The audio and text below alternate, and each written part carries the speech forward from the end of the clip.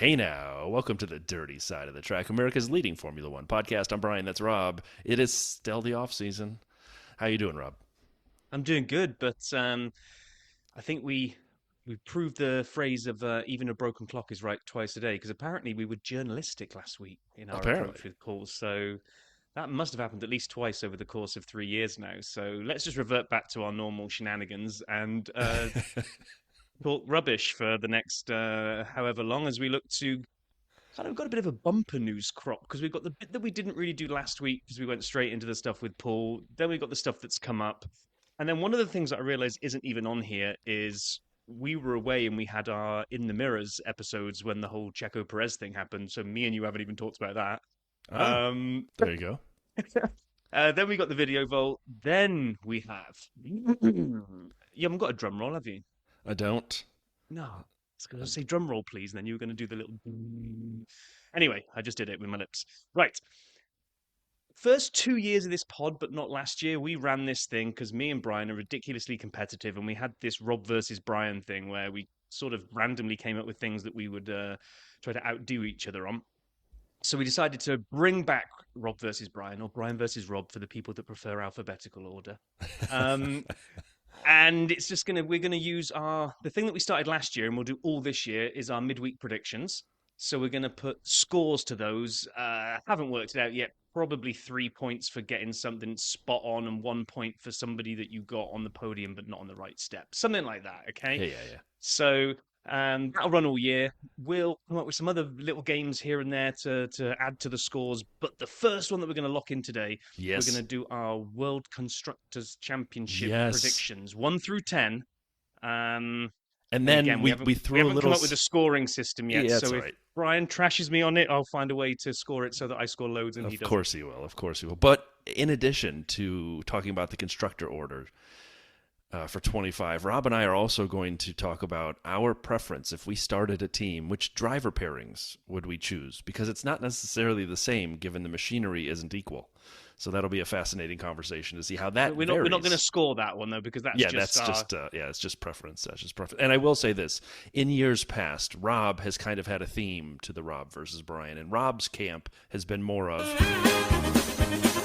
because I've dominated, and mine has been more that's not and true. let's move on from that point without. It's actually, Let's I not went peel back to that the back. archives. Next, You into the kicked my news. butt. You kicked my butt in season 2 of the Dirty Side when we did the draft and all that kind of stuff. There are But archives that, for this. but that tied us up from the first year when I beat you. So we go All right. into season 4 of the Dirty Side All locked at right. one each. If So you anyway, say so. But let's talk about the news because there was a news. lot.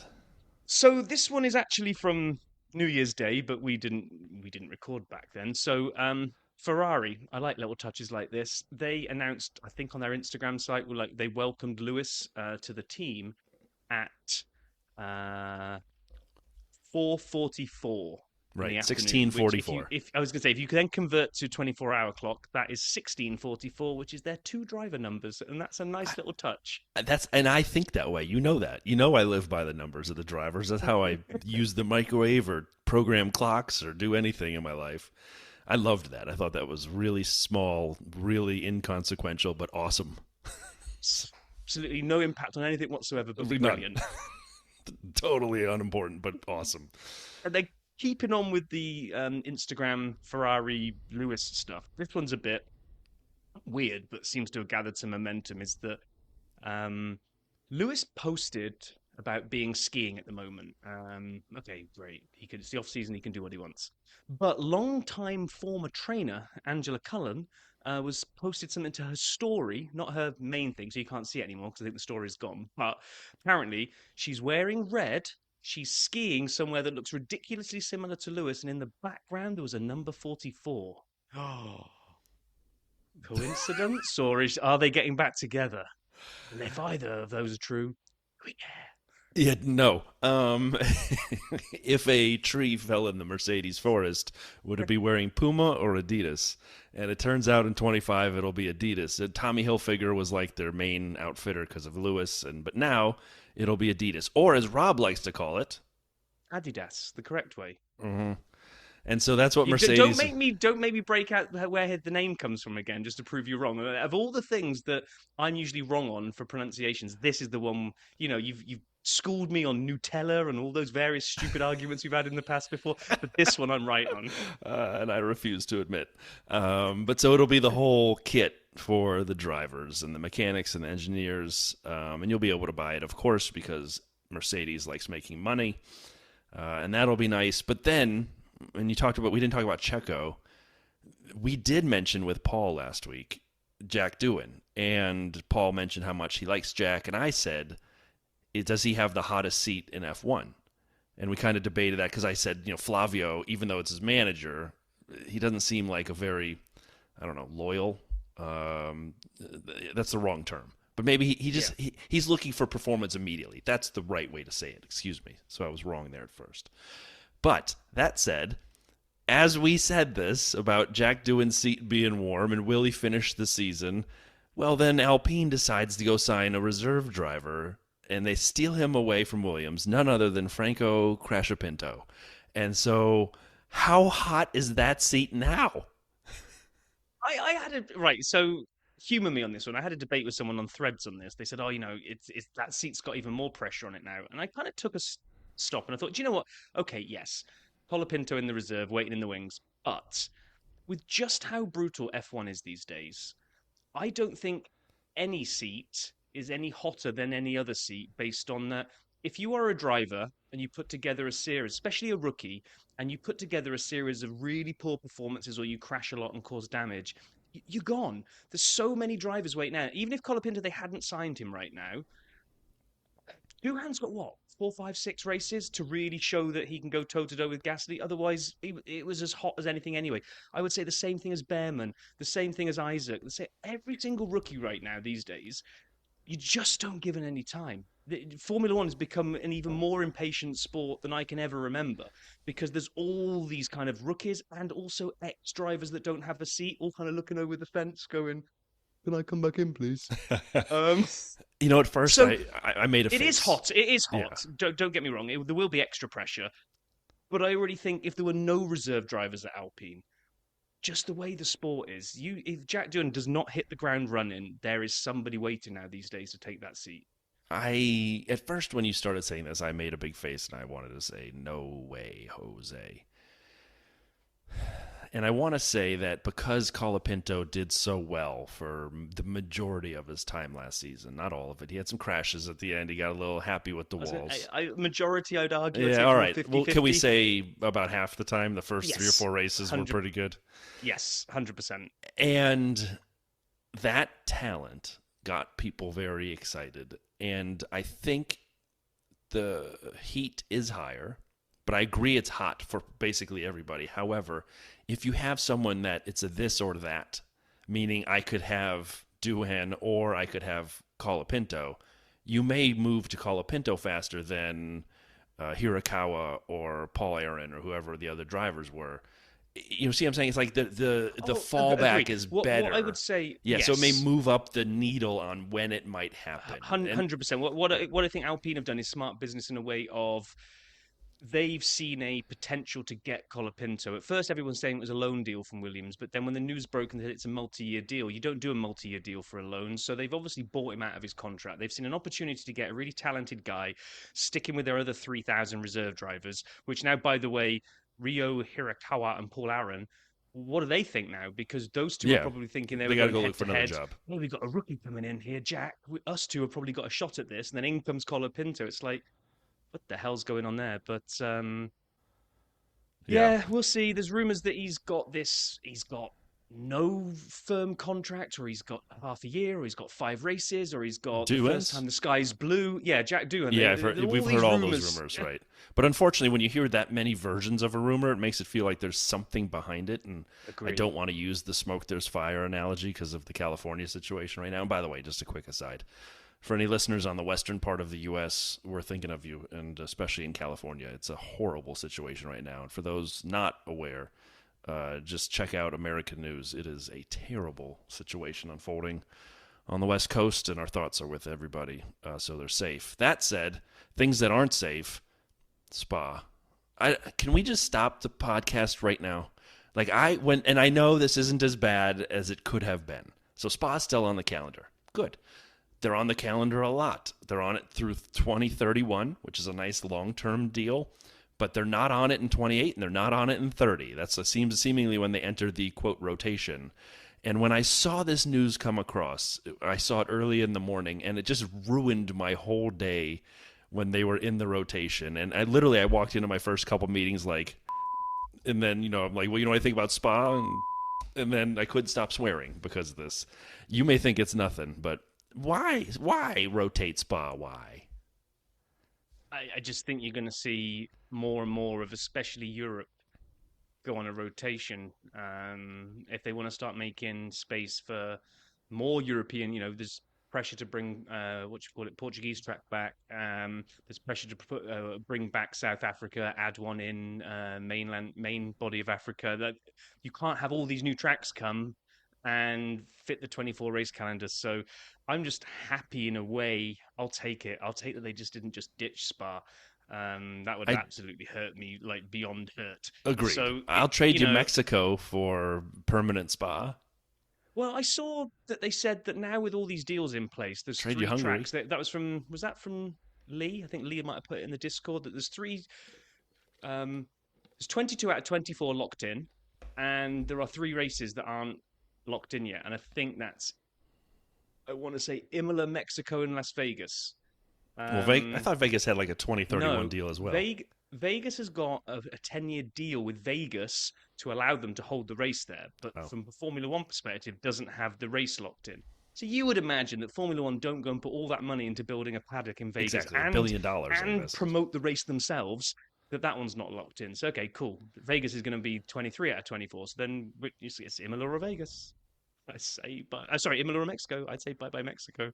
I'd be fine with either. But anyway, in the disappointing to lose principals with funny names bucket of the news, Mike Crack has been essentially demoted to Chief Trackside Officer as part of an organizational restructure, and Andy Cowell is coming in as team principal.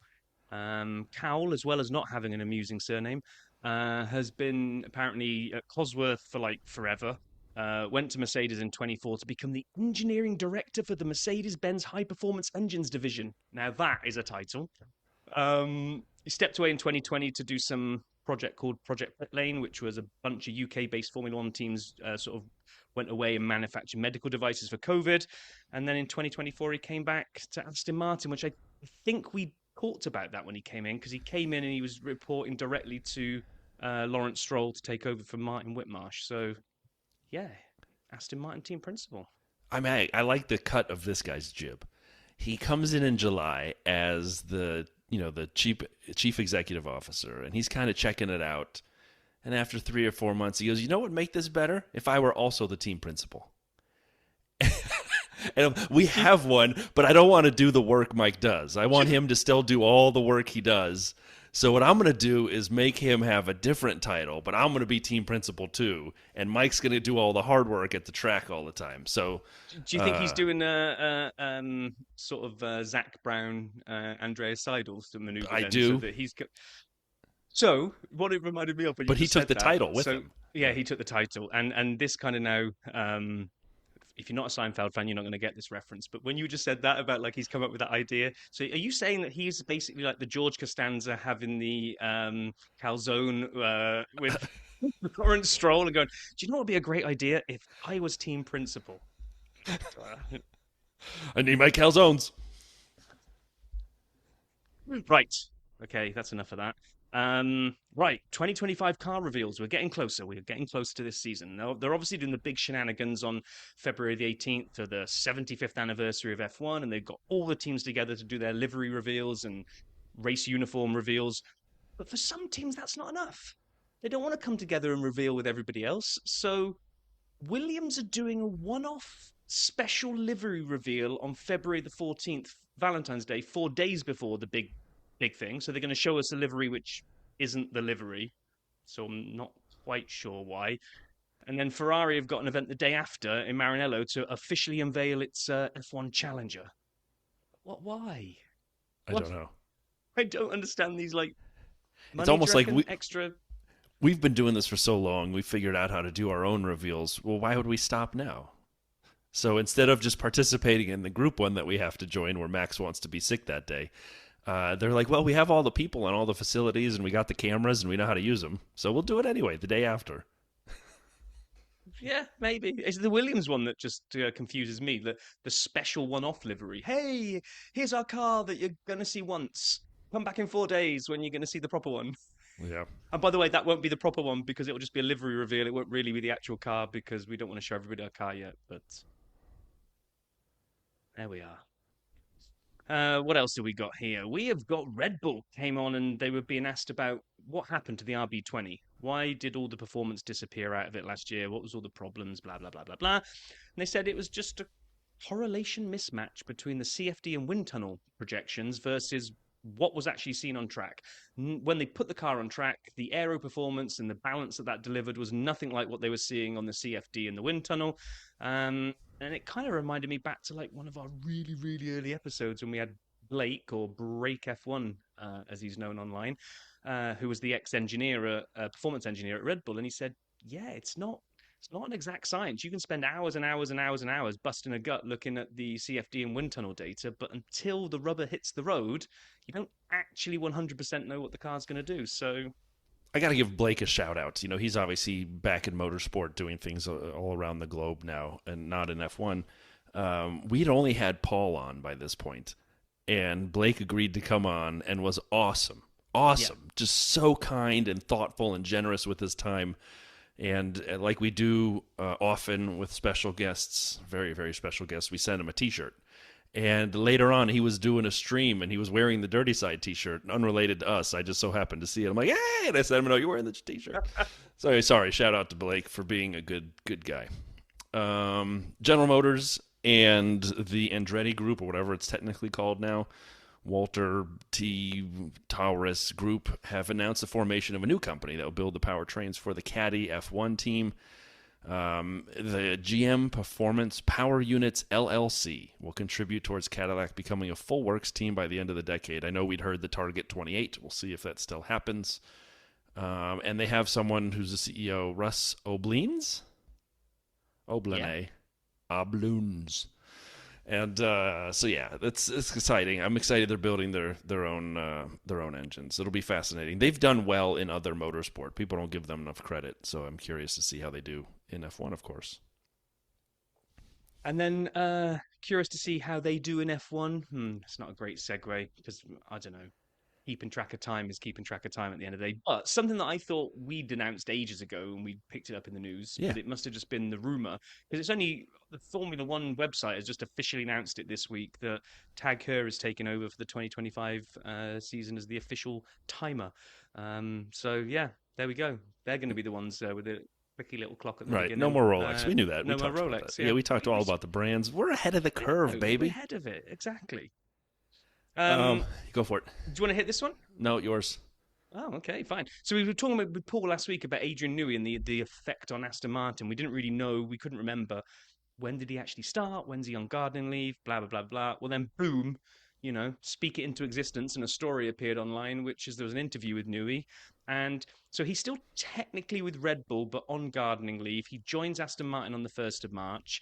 And he was basically saying that while his main role will be to look at the 2026 aero that's needed, he can't go and kind of start playing with all the nice tools and software that he has at Red Bull because they've blocked access to all of his online. So the only way he must have known that is he must have thought, oh, I've got a good idea for the 2026 regs. Let me just go and model this out in a CFD thing. I'll just log into, deny. And as people with jobs, we all know how this works. Then he probably called someone. He goes, I'm having trouble getting into the software. Like, no, that's a feature, not a bug. Yes, by design, Mr. Newey. Have a nice day. Yes. What I find confusing about this is when I saw the headline, Red Bull have blocked access to his tools, they've locked his pencil away. I thought this guy famously designed everything by pencil. So just I thought you were going a different direction. You're going to say they put a belt on, he couldn't get off his pants. Sorry. You can take the next one now. Oh, finally, like we saw coming after we spoke about the Haas and Toyota partnership, Toyota is, quote, gradually moving, unquote, towards a full-scale return to F1, according to their director of global motorsport, Masaya Kaji. And so it turns out that Kaji is good friends with Komatsu, and so there's a lot of like tie-ins here. There's even a driver thing we already mentioned, Hirakawa at Alpine as a potential person for the future to think about, but it's exciting. I do like when large, well-funded, I almost said endowed, Oh but my God. well, Your brain is in the gutter today. What's wrong apparently, with you? all of a sudden, it just took a left turn. I don't understand what the heck happened here. And so, yeah, well-funded entities get behind teams. That's what I've been saying since. How long have I been saying that about the Andretti idea? Yeah, exactly. Because of the you money like to bore behind us it. with all the money that's behind Right. that, and And we'll I go, have yeah, SEC nice one, filings Brian. and all the work I did that no one cared about except David out there and maybe Darren. And so, like, you look at these things, and there's a huge opportunity to throw money at it. And I know there's a cost cap, but we also know there are ways around the cost cap. And Red Bull can have all the catering they want, so can Andretti, and so can Toyota / Haas. But very exciting, very exciting. So a few stats that we wanted just to cover. It's not even a full SAP stats edition, so I don't know if we need the music. Should we do the music? Yeah, why not? We'll do It's the like music. 2025 kickoff edition. Well, we better use Slap House if it's the kickoff. Well, there we go.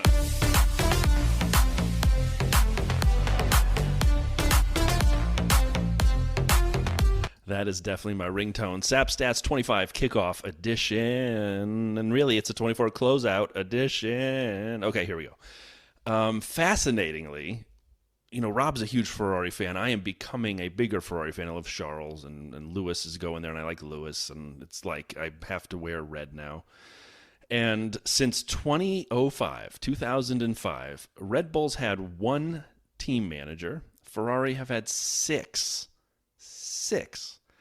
Red Bulls had 122 wins. Ferraris had 65. Red Bulls had 6 constructors titles. Ferraris had 2. And then when you think of Seb and Max, it comes out pretty fast. They've had 8 drivers titles at Red Bull. Ferrari has had 1. So They're due a win. That's what you're saying. What'd you say?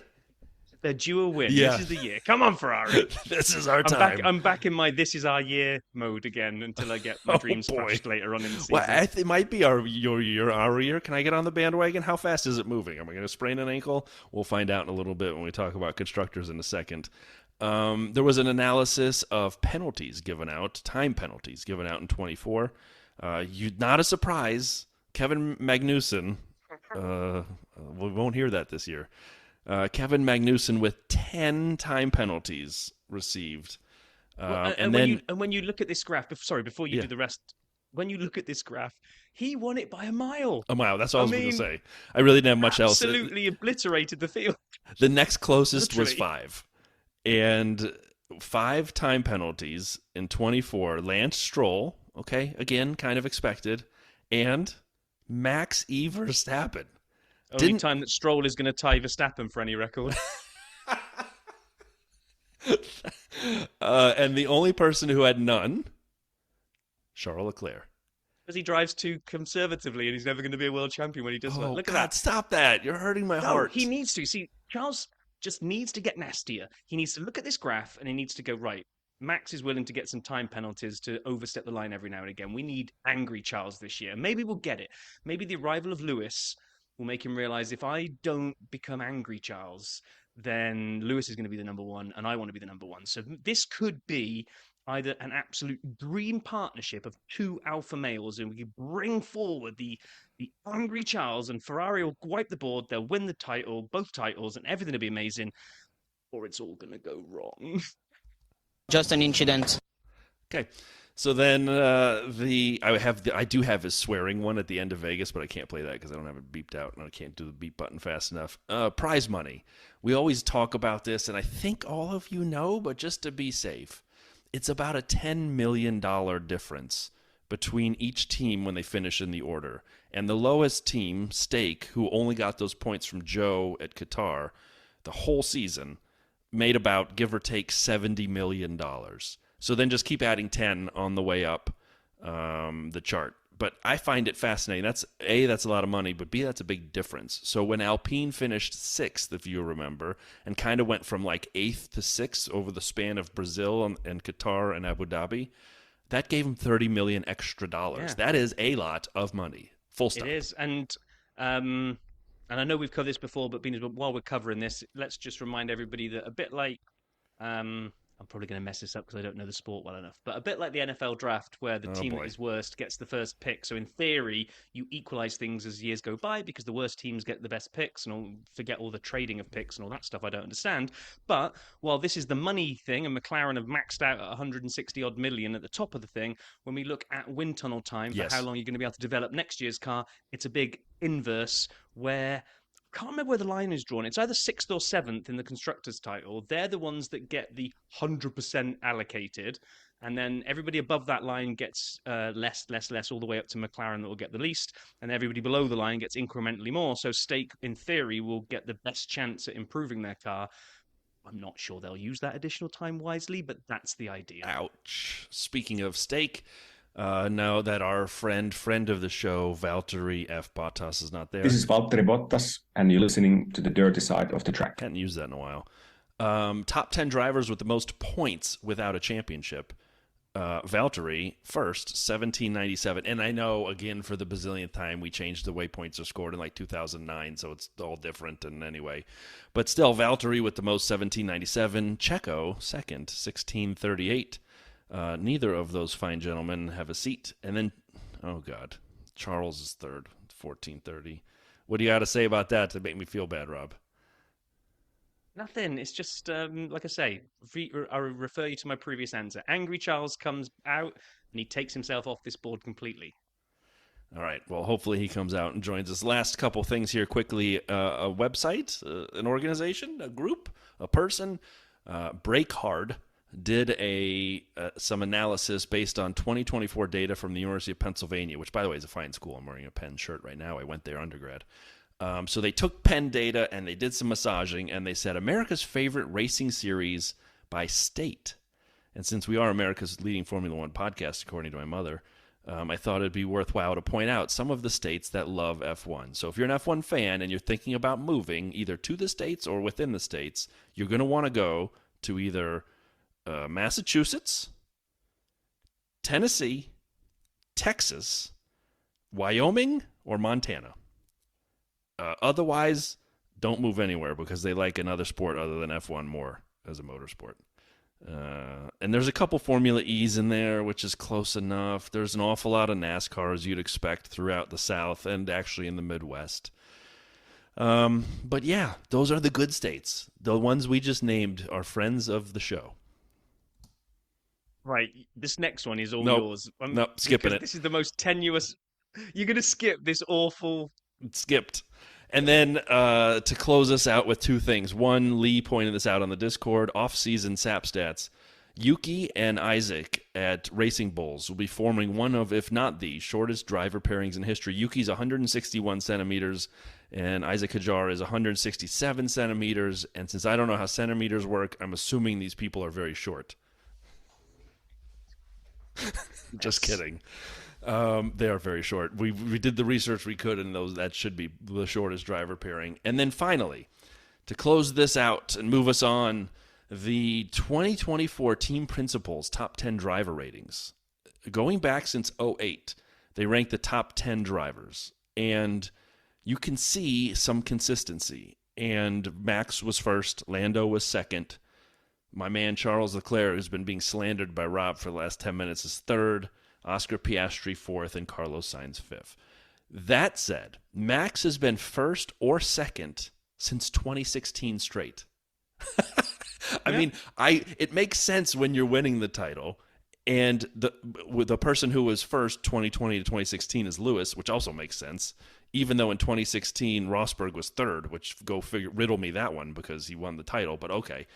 And so as I look at it, Max was second all those years in their team principal's mind, and then he was obviously first 21 to 24.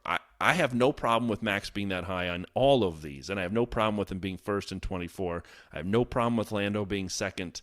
I was a little tiny bit surprised that we had Piastri fourth and Leclerc third. It makes sense when you look at it, but if you'd asked me, I would have had to figure that out a little bit in my mind. figure what out that they just voted? How would I rank them? I would have been more of a toss-up for me than anything. Oh, yeah, it might have been. We don't know. I don't know how they score it, and I don't know what the scoring is for any of these. We don't know how far ahead Verstappen is from Norris, if you know what I mean. So Yep. that Hamilton, Verstappen, Rosberg in 2016 could have all been like ridiculously close. And every year it's been a country mile. I don't know how they score it. You see, there's not enough information on here, Brian. You've done an awful job of pulling this together. I have. We better move on then and quickly do the video vote because I want to talk to you about Constructors Champions. I put together some predictions for the Constructors Champions, and they are good. All right, the best battles and overtakes of 2024 on the Formula One channel, 17 minutes long. It is great. It's like when you have those pictures and videos of you and your friends, you and your family, you and your pets, when you have the opportunity to look back and smile, that's what this is for the 24 season. And it's 17 minutes of hopium, and I watched it, and I'm like, woo-wee, and I felt great. So if you need a pick-me-upper, a lifter-upper, I better be quiet with what's coming to my mind. You felt so great that you couldn't even go and find any more videos to watch. And so with that, we'll close the vault. All right. So Rob and I spent some time talking about what did we want to highlight as we look at the 25 season. And there's a lot we have in the can, if you will, coming up for future episodes that we want to record and talk about. So obviously come back for all those. However, we'll have time to kind of think through the drivers and where the drivers will fall out. We'll bring on guests. We'll have people join us. But the constructors, the teams themselves, what'll happen year over year? And we got into a kind of a WhatsApp debate about this a little bit this week. And I said, well, why don't we rank them, the World Constructors Champions for 25? And Rob said, brilliant. And then I said, what if we tossed in how we like driver pairings? Because let's take the car, the machinery out of it. And Rob said, what do you mean like? And I said, good question. Let's debate that. So we decided if you were starting a team tomorrow, if you're Andretti, TWG, Cadillac, and you're starting your team tomorrow, and you can pick off any team's driver pairing, but as a pairing, which ones would you take? And so we will talk about that as well. What you'll hear first, though, let's do constructors, then we'll do, I don't want to call it favorites, but let's say our version of the bests ranked after that. But we're going to do 10 to 1 because Rob said podium wasn't enough. No, podium's not. We'll do 10 to 1 on both of these, but the first one, the prediction one, is the important one for the Rob versus Brian. I might have to ask Andy nicely to come up with some Rob versus Brian music because it feels like it's going to be epic all season. And it is, but we're going to use the old game show theme to start this off. Okay, let's do it.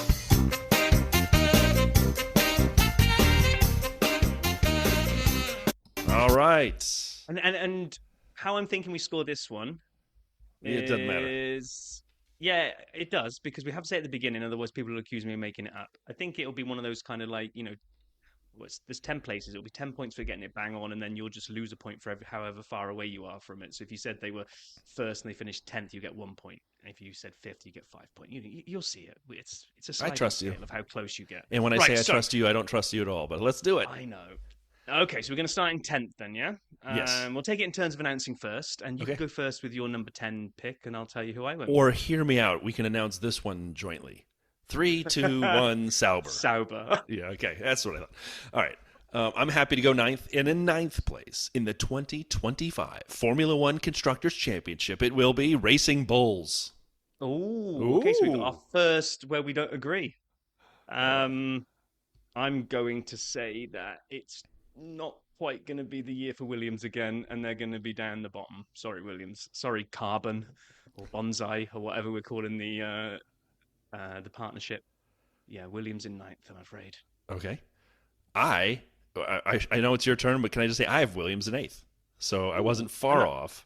And I have Racing Bulls in 8th. So we just flipped Racing Bulls and Williams. Fascinating. Yeah, my logic was that Carlos with Albon can drag that car around, and I don't have as much trust in Isaac in the second Racing Bulls seat. So it became a driver debate as opposed to a machinery debate in my mind. So I hear you.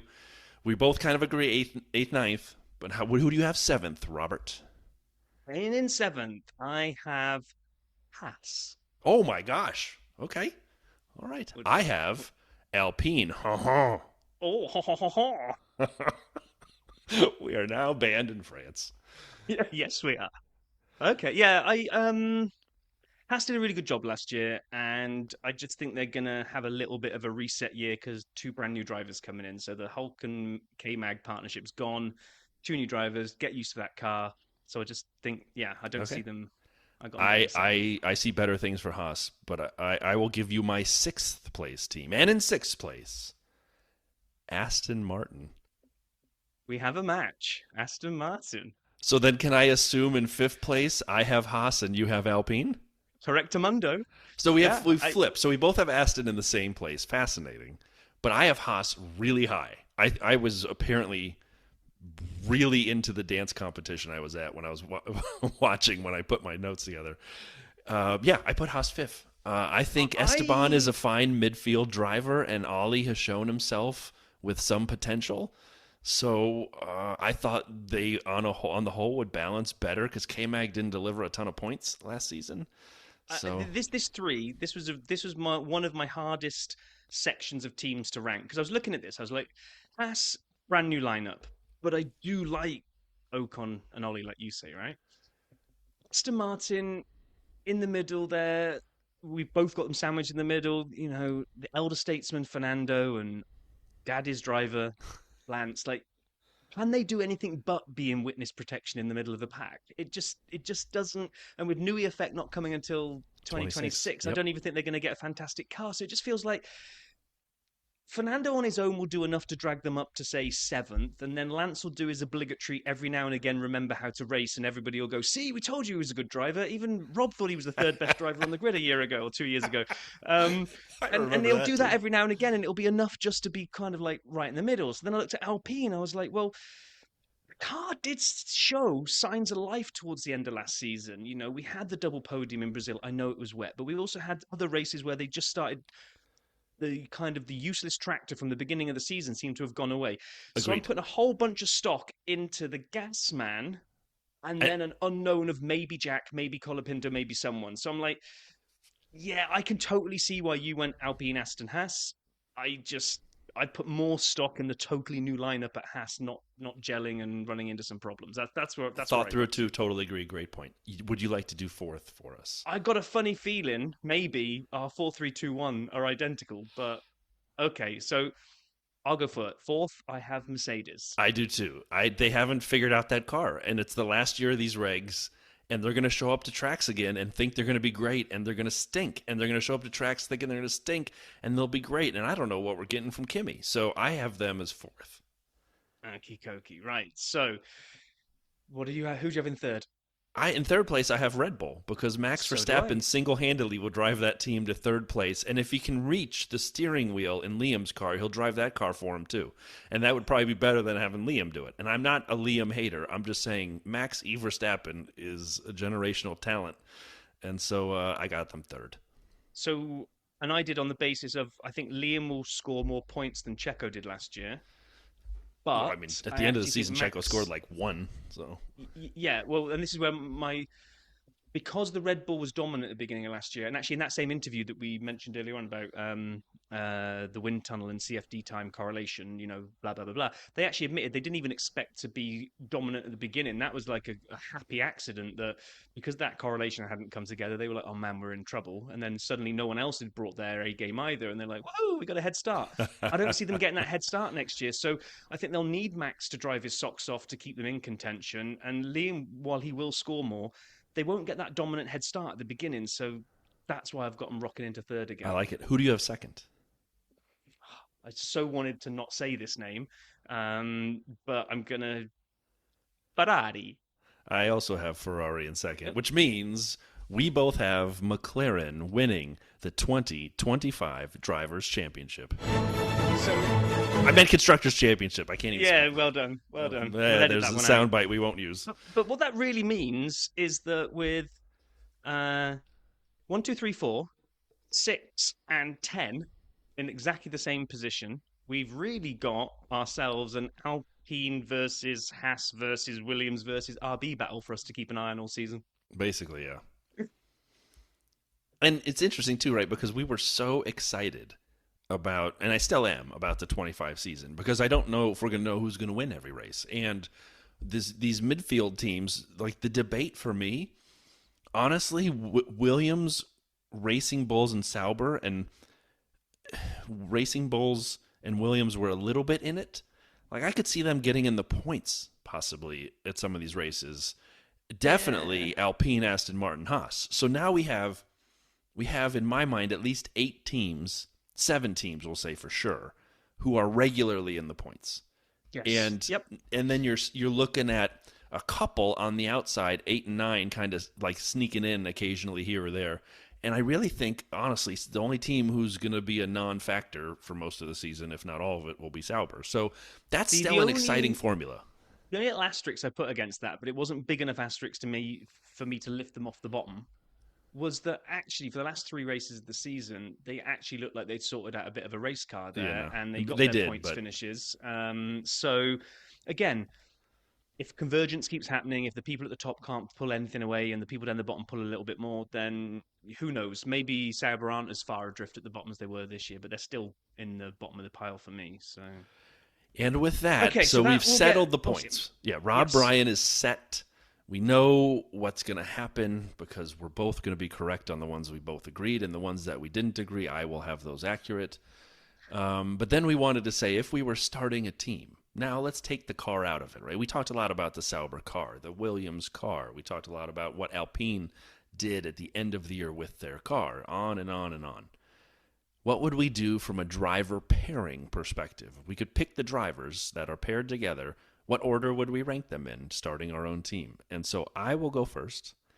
And the team that I had last on the World Constructors, see, I got it right that time, championship of Brian's order in all similar cars, if I were starting a team, Racing Bulls. I put Yuki and Isaac Hajar last. You too? So did I. Purely, and please nobody who are Yuki fans come at us. We love here. Yuki. A lot of the reasoning for what you'll hear now for mine was the unknown and just genuinely not knowing enough about Isaac. So I'm like, so I've got somebody who I know nothing about, and I haven't heard, I don't want to give away some of my other ones, but some of the rookies there's been a lot of excited talk about, but I haven't really heard this much about him. So I'm like, well, I don't know you, and Yuki's okay. Therefore, if I'm starting Cadillac, you're my 10th most likely partnership I would take. Agreed. Sorry, guys. I agree, and I like Yuki. Like I've become more of a Yuki fan over the last couple of years. He deserves more credit than he gets. But with a rookie that joined the grid at the last minute into the last seat, I just also I'm with Rob. It was hard to give a lot of power behind the Isaac side of this equation. So who did you have ninth? My ninth most desirable pairing that I would put into my team. Sorry, boys, but it's the Gasman and Jack at Alpine. Because, again, similar reasons, right? Gasly's okay. Every now and again he remembers how to race, but then he's also able to just do nothing for you. And Jack, I'm not even sure his own team want him. So, why do I want him? Again, as somebody I don't know that much about, and they're already wanting to sign Colapinto to put pressure on the poor lad. So it's like, your team don't want you. Why do I want you in my team? So yeah, Gasman and Jack, what you got? Sauber. I went Sauber with Nico and Bortoletto. Okay. And I know I actually put more stock. You mentioned the rookies, right? We heard from Paul, we've heard from others that Bortoletto has, some undeniable talent, but we haven't seen it yet. I mean, so I don't know. It doesn't always translate. So I gave him a little more power, a little more oomph, a little more rating behind than say Isaac got, which means that Nico and Yuki I have fairly level in terms of the number one driver seat. Okay. He had a good year last year. You can't deny that. He also had a good year like 10 years ago. He's been around a lot longer than people think. He's a good qualifier. He's okay in the race. So to me, I had Sauber ninth. Who'd you have eighth?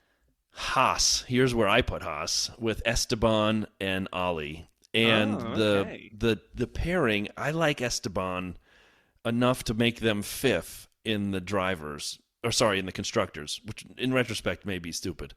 I wish I could redo this now. So your predictions have lasted all of about 7 minutes before you're doubting yourself. Well, when you win the overthinking award every day, that'll happen. But I had Esteban and Ali in eighth, and again, I had Esteban kind of tied with Nico in terms of being the first driver of a midfield team. I know he won once, but that was also the crazy Hungary race where Valtteri went bowling and took out half the field, and then Fernando defended for his life on Lewis, and he got a win. Great. But Ali showed some in three races, he showed something. Was he the greatest ever? No, but he jumped in a Ferrari and finished 7th at a tough track. Yeah. And he acquitted himself well in the Haas in those couple races. So I give Ali the most second driver credit so far in our rankings, which gave me a boost for the Haas team to be 3rd from the bottom. So what's that, 8th? Who's your 8th? Controversially, my 8th are Fernando and Lance. Whoa! So I looked at this and I looked across the whole thing. So I actually started from the top and worked my way down, and then realized I hadn't named these two. I was like, oh, okay, crumbs. Fernando's powers are on the decline. Paul thinks he's going to retire maybe this year. Lance is Lance. I can't start a new team and want Lance in my team. It's like starting a team with one driver and then hoping the other one will score some points every now and again just through luck. So if this was Fernando from 4 or 5 years ago, I think I might have nudged them up a couple of spots, but I just think he's losing. He was very frustrated last year, and I don't know that you ever get prime Fernando back now. So yeah, there we go. Interesting. Who'd you have above them in 7th? The Hülkenberg and Bortoletto. So I've gone the other way. That I think Hulk is a good qualifier. I think he can then convert that into decent points in the race. And everyone seems to be really, really excited about this kid that I haven't really heard about. So if I think Isaac, I don't really know that much about. Jack, I don't know much about. Lance, I know too much about. Bortoletto then was the next one. Like, okay, people are talking about this kid. So I've got the elder statesman of Hulk, who can mentor this young lad that everyone's raving about. So, yeah, in at 7th for me. What about you? I have the Alpine boys of Pierre and Jack. Okay. I know, high. After you just ripped him down to 9th or whatever, I have him at 7th. I'm a big fan of the Gas Man. You know that. I think he's a really good driver. I think Alpine figured that out really early last season, that their future was tied to Pierre, and they needed to get rid of Esteban because...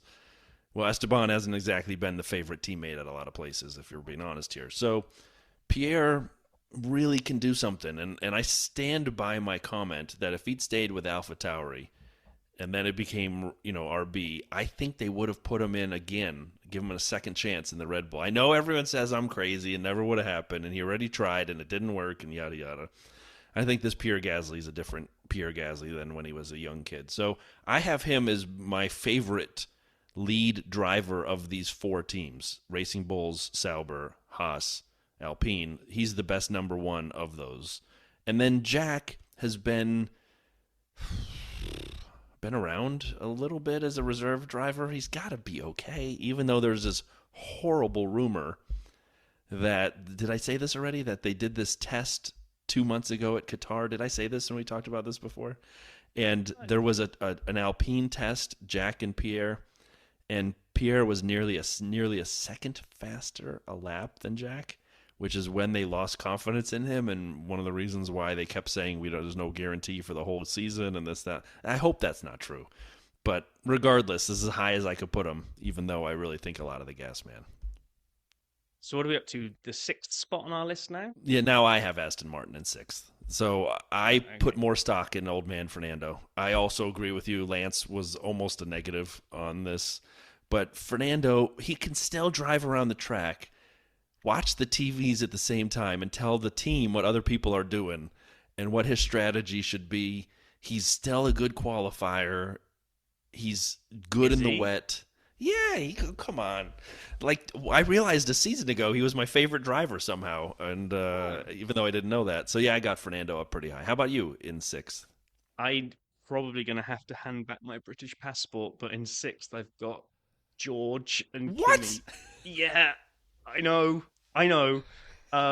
Wait, hold on. So who have you not said? Have you not said Haas yet? Correct. Are you on crack? Right, so hear me out here. I thought I was done putting him fifth in the constructor. You just put him fifth in the race. I know, and I'm looking at this, and I'm yeah, okay.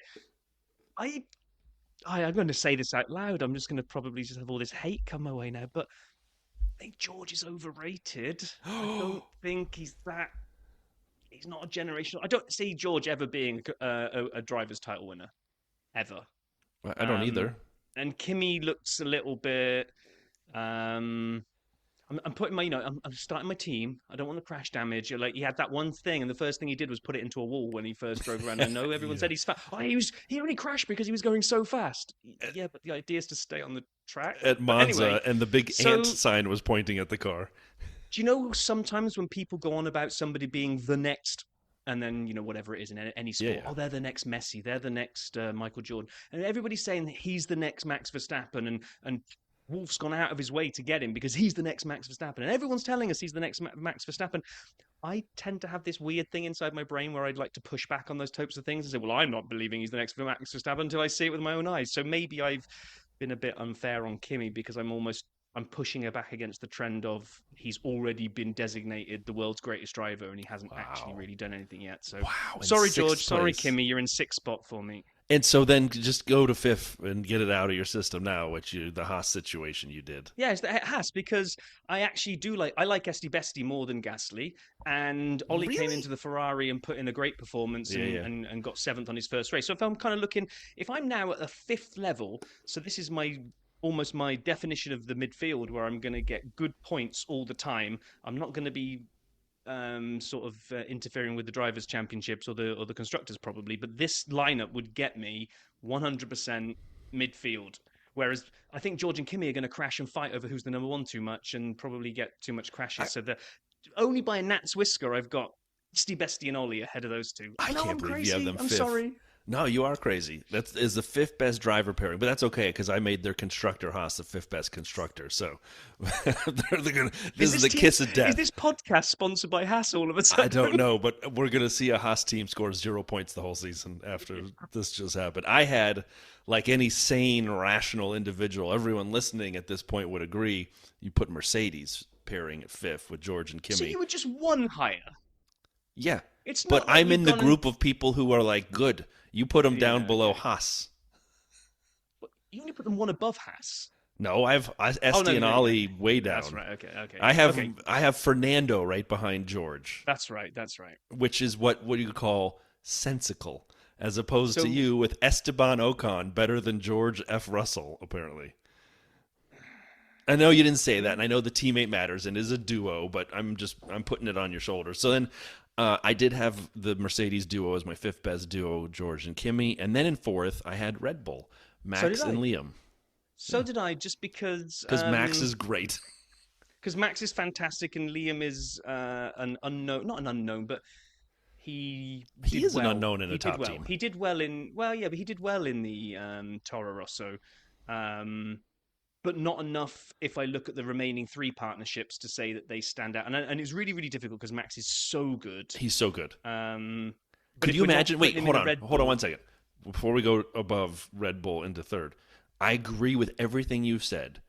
Imagine now, back to my point, swap Liam out, put Pierre in. Do you go up higher with that duo? Yeah, I probably do, actually. I would too. Because, I don't think Gasly is fantastic. I don't like Gasly as much as you do. I would still 100% take him in a heartbeat over Liam because I think he would outscore. I would too. If Pierre, if you're looking for a new agent, you can ring me up at www.dirtysideofthetrack.com. Who do you have third, Rob? So then third I got Lewis and Charles. You went bold. I like this. This is fascinating. I hope people are enjoying this as much as I am. I went Williams with Carlos and Alex. I like them so much. So do I. That I still said if I were starting a team and I could get Max, but I have to partner him with Liam, I'd prefer Carlos and Alex. That's the way to think of my ranking and all of our rankings. I think you're going to get such good driving out of both of those guys that I went third. Now, why did you put Charles and Lewis third? Well, I'm going to give away my... Charles and Lewis... Mainly a little bit of a deduct. My second place team and the Ferrari lineup, there was almost like nothing in it, so I had to come at it from multiple different angles. And I was like, well, one of the drivers in my second place team, I think, is the equal of Charles. So okay, they're level. And then I have to look at Lewis versus the other one. And if I was saying prime Lewis, 100% Ferrari would be higher up. But I'm not. I'm looking at 40-year-old Lewis, who we're just hoping is going to do something this year. So I'm starting a new team, and I'm taking 40-year-old Lewis. I'm hoping that he's going to come good, or my number two duo, which I think have got two good, very good drivers that I know will score me as a duo would probably score me more points than Lewis and Charles if they're in the same machinery. We've got to say that, right? Who's same your second machinery. team? Carlos and Alex. Okay, so we just flipped. So I think Carlos and Charles are almost dead heat, and then this was difficult, but Alex and Lewis. Alex is getting some ridiculous performances out of a Williams that it doesn't deserve to be. And Lewis was really struggling in the Mercedes towards the end of last year. But he wasn't. His powers were on the wane. So I'm kind of like, I think I got a rising star. Not rising because Alex has been around for ages, but yeah, flip a coin. It really was flip a coin time. That was almost tied equal, and I just decided to go Carlos and Alex as my number two. So the reason I didn't give Ferrari a honest shot at the constructors above McLaren is, as we talked about, Lewis is new to the team, and it takes a little time. So that penalty doesn't affect him here because it affects everybody the same in this little made-up version. Mine was pure age. Yeah, understood. I'm just saying that I think Charles is better than Carlos, and I think Lewis is better than Alex. His racecraft, all the things he's learned over the years battling. That doesn't mean I don't love Alex Albon desperately. I think he's amazing. I think he's fantastic. This is the one where I had to take a big leap of faith because I'm kind of like, if Alex was in the same machinery as Lewis, does he beat him? Because it's really difficult at the moment because you're taking Alex in a blooming Williams versus Lewis in a Mercedes. And towards the end of last year, Lewis was qualifying really badly and was down actually sometimes in like 7th and 8th spot. So his star was dropping, and I got Alex almost clawing the car back into the points. And I'm like, on that alone, that is probably what flipped it. I almost had Carlos and Charles was almost dead heat, and then I think Alex would get more out of my Cadillac than Lewis would. So that obviously means, and from the department of the obvious, we both have McLaren, Lando, and Oscar in the first pairing, the top pairing, the top step. However, wait, hold on. Before you say, I got to say something here. These three, this podium of duos, are the only three where I felt there could be a battle for the first driver's seat. Yes. These are the only three where you have two drivers who, going into the season, if they're treated equally, probably Lando, probably Charles and Lewis's first year. I don't know. We'll see at Williams. But all six of those guys, especially in their duos, either one could be the number one driver, and that's the kind of pairing you want. Sorry, Red Bull, we don't see Liam as nearly an equal to Max, nor a top-tier driver that the other seven guys we just mentioned are. So yeah, and I would back that up to say that if we were doing this 2 years ago, then I would probably have had McLaren down where I have Red Bull, because who's this Oscar kid? He hasn't done enough yet to show it. But what he's done over the last couple of years to be right up there, the very fact that McLaren couldn't make a choice over who was number one and which one were they going to back for the drivers, although Lando was obviously ahead of Oscar, but Oscar was still in the hunt. You literally had two drivers there trying to hunt down Max, and that's what swung it for me. I would say my top three were ridiculously close. I managed to argue myself kind of multiple ways because, again, Lando would probably check out, say, Carlos and Charles and have all of those three level in my kind of, okay, they're all the same. Then I got Lewis versus Alex versus Oscar, and I'm like, Oscar's young. He's just showing this year-on-year progression. I have to outscore Oscar over Alex and Lewis because it's not prime Lewis. It's not, it's... So yeah, Lando and Oscar is just I still think it is driving partnership, I think. I still think it is prime Lewis, and that's why it was hard for me to... Oh, he's not prime Lewis. I mean, he's not prime Lewis, but it's not like subprime Lewis. I mean, we're not talking like... Really? You think this is like Seb at Aston Martin? I don't know. I really hope not. And what I'm hoping is the change of team is the shot in the arm to maybe rediscover some of his performance, because last year wasn't good. Last year was not good, especially the longer the season went on, the more he seemed to be not beating George. I know he beat George at their time together at Mercedes. He secured extra point. He beat him in the final race of the season to make sure that he outscored him in their time together. But if you plotted it out on a graph, George was catching up big style. I mean, one more race and probably George is outscoring Lewis. So maybe Lewis has been there too long. Same team, was a little bit of kind of fatigue setting in. So, but I don't know what Ferrari Lewis is going to look like. So because I don't know what Ferrari Lewis is going to look like, that's where I kind of went, no, I'm sorry, Lewis, you're brilliant. You've got an amazing legacy, but I'm just going to take Oscar and Lando ahead of you and Charles. And yeah. Well, I think the only thing we agreed on a couple things right here along the way. Racing Bulls, we kind of had. Well, that was about it actually, and then Red Bull. Those were the ones in a McLaren we agreed on. I think the thing we definitely agreed, though, the top 3 driver duos, for us at least, in no particular order, McLaren, Ferrari, and Williams. Those are the 3 best driver duos on the grid. And now, the Williams car obviously ain't as good as the other 2 I was going to cars. say, do you know what the most painful realization about that is? Yeah. Is that 2 of those duos are going to be duking it out for wins, and the great drivers are going to have great machinery. I feel sorry. Is that the right word? Or disappointed that we got a great duo in Carlos and Alex, and I don't think they're going to get much out of next season at all. I know. Oh, I mean, neither one of us do. We both had them you had them 9th, I had them 8th, I think, if I'm remembering right. So yeah. We'll see what happens. But the one thing I did not get a chance to say when you said about Alex and how he's been dragging that Williams around so nicely, well, Colin Pinto did show that he was kind of on level at times, not always, with Alex for those first few races, and then he started crashing a lot. That's one of the things I can't wait to see. Of these 3 teams, who is the number 1 driver? And regardless of how they're treated, who's scoring the most points is really what I'm curious about. Because right now, I'd be willing to bet an awful lot of money that Yuki outscores Isaac, at least through the beginning of the season, the first 10 races, we'll say. Nico outscores Gabriel Bortoleto, Esteban more than Ollie, Pierre more than Jack, Fernando more than Lance, George more than Kimi, Max more than Liam. I'd be willing to bet on each of those, after 10 races, the driver I mentioned outscoring the other driver. That said, I also have no clue. Lando versus Oscar, I think it'll be Lando, but I'm not willing to bet on it. Charles Lewis, probably Charles because Lewis is new, but who knows? And Carlos Alex, I have no clue. No, I agree with you. It's very, very difficult to call. Be interesting to see in each of those teams as well when the first sense of team orders kicks in.